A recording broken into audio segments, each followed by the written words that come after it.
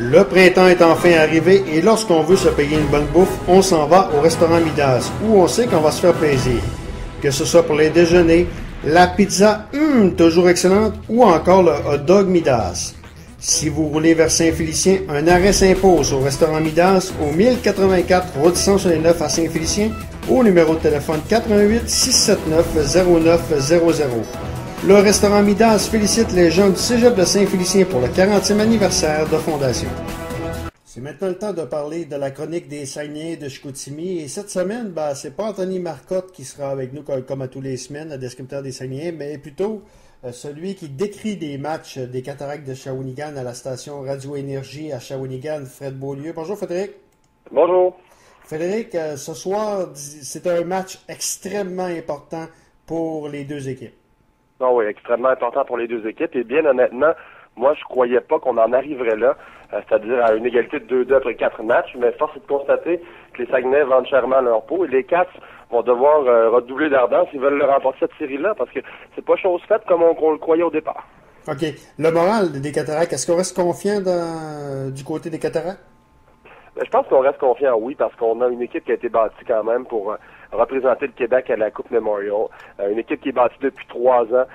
Le problème présentement, je pense que c'est au niveau de la hanche. Mon collègue du quotidien de Nouvelliste, Steve Turcotte, l'a rapporté encore ce matin. C'est lui qui analyse les matchs avec moi et on en parle depuis quelques matchs. En fait, presque depuis le début de la série. C'est une équipe qui, quelquefois, manque de caractère. On ne sait jamais quelle équipe va se présenter. C'est une équipe qui est très compétitive. Écoutez, quand même, il y a 4 lignes bien balancées, d'excellents défenseurs. Et là, présentement, il y en a qui font du surplace. Je pense à Brandon Gormley, qui va coûter excessivement cher à la fin de la saison, à la fin de la présente saison. Je pense qu'il doit en donner plus, tout comme le capitaine, Michael Bournival, qui lui, oui, on n'a pas grand-chose à lui reprocher depuis le début de la saison, mais là, il semble vraiment sur le plan automatique.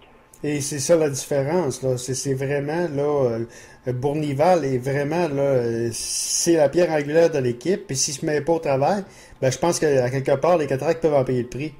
Ah, absolument. Puis on parle d'Arbert au travail. Moi, je regarde le troisième trio des Saguenayens, le trio de Lebel, Pinette, et l'autre, c'est Alexandre Roy. Écoute, c'est un trio qui m'épate depuis le début de la série. Puis tant qu'à moi, c'est la différence, parce que je crois pas présentement que Jean-Gabriel Pajot soit un facteur. Je pense pas non plus que Charles Hudon en soit un, non plus que Gibson même en soit un. C'est vraiment la haine, le fait qu'on frappe énormément les défenseurs des Caps, qui n'ont pas été habitués à être frappés autant.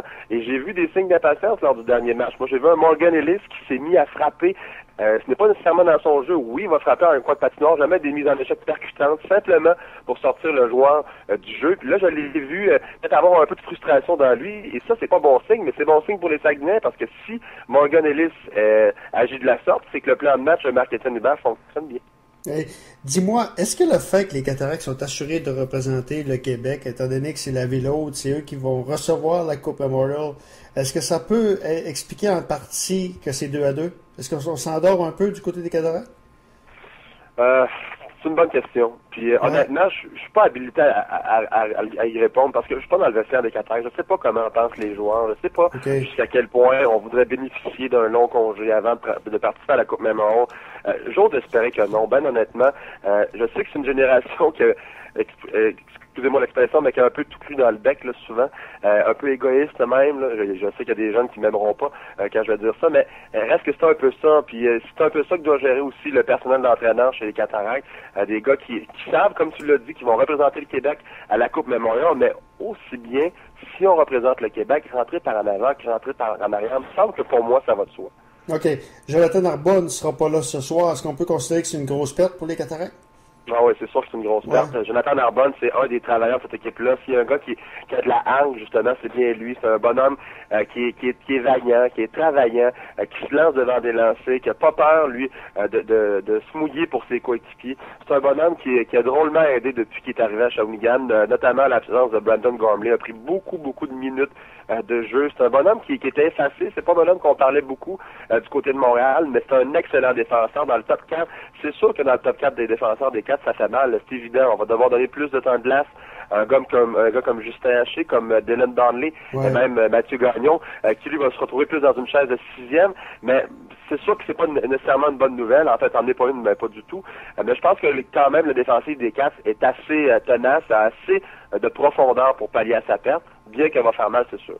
Hey Frédéric, puisque t'es la radio des cataractes, tu dois être au courant du reportage il y a eu il y a quelques semaines à Enquête, où ce qu'on montrait que le maire de Shawinigan, il paraissait vraiment pas bien, il paraissait que c'était un organisme à but non lucratif, les cataractes, puis il y avait des gens qui se mettaient de l'argent dans les poches.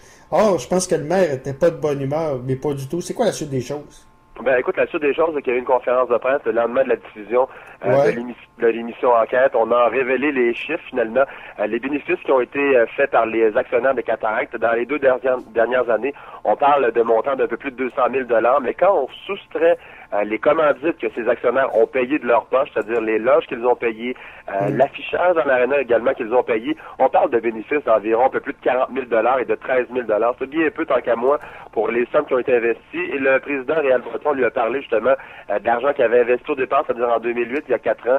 Il a investi 100 000. Il en reste toujours plus de 50 000 à lui remettre. Et à 5 % d'intérêt, tant qu'à moi, je pense que c'est un investissement que pas beaucoup de monde n'aurait pu se permettre. Et je pense pas que toi et moi, je connais pas ta situation financière, mais je pense pas qu'on puisse donner 100 000 $ comme ça à une équipe junior. Je suis bien mal placé, par contre, pour commenter le dossier, étant donné que c'est des collègues de Radio-Canada qui l'ont fait, et aussi parce que je suis journaliste et que je suis impliqué également dans l'organisation des cadres comme descripteur. Est-ce que le maire, on parlait, il exigeait des excuses, on parle même peut-être même de poursuites, c'est quoi la suite des choses?